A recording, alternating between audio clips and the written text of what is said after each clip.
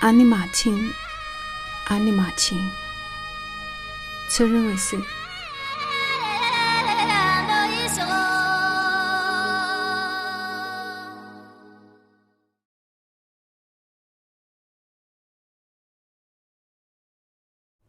？16，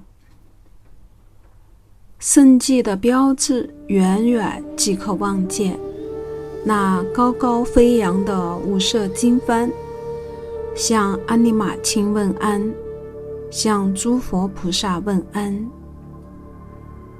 信徒的供奉远远就能闻见，那淡淡松香的香烟缭绕，对朝圣者的响应，对我的响应。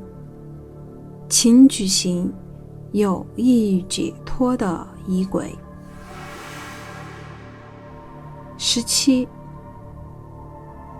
你用香烟礼敬，你用清水礼敬，你用酥油灯礼敬，你用满山遍野的花草礼敬，植物香、烟香、酒香、茶香，还有威猛蒙氏香，属于语言香。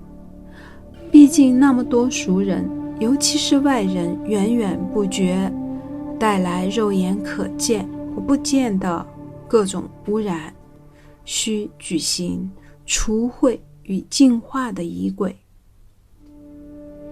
我带来了甘丹斯深重研磨的松柏粉末，带来了求仁波切加持的青稞和米，求仁波切披过的黄色绸衣的一小片，求仁波切戴过的白色哈达，这些来自卫藏的圣物，与此地敬献再好不过。18，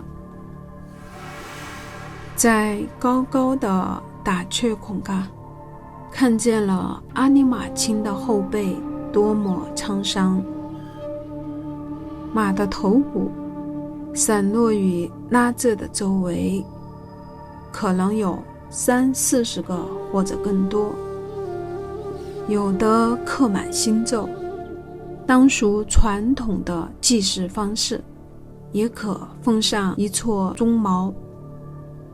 因为山神的坐骑多为马，因为马会托付牧人的亡魂去往乐土。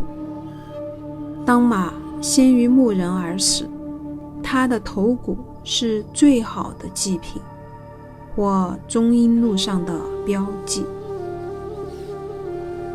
康拉静静地站在同类的手机当中，似乎并未情绪波动，仿佛了然宿命。我好像瞥见果果从他的脖子上拔了几根毛。19，那一瞬间我差点掉泪了。那缓缓弥散的云朵如同揭秘，让真容显露，多么纯粹的雪峰。阿尼玛卿很开心啊，把云都散开了。果果说，往下岩石的颜色很像谁？那是积雪融化的痕迹。我在草地上磕了9个长头，把一包从拉萨带来的净香，依习俗请身为男子的果果登上高台，洒在燃着的香烟中，而抛龙大、持心咒、挂经幡等等，女性可以奉行。半路上出现的狗不见了，它的左眼深色，右眼浅色，毛色金黄，鼻梁和胸前发白。它忽而跑在前面，忽而止步等候，貌似引领我们到此处。它是松妈的化身吗？我和卡提亚有点激动。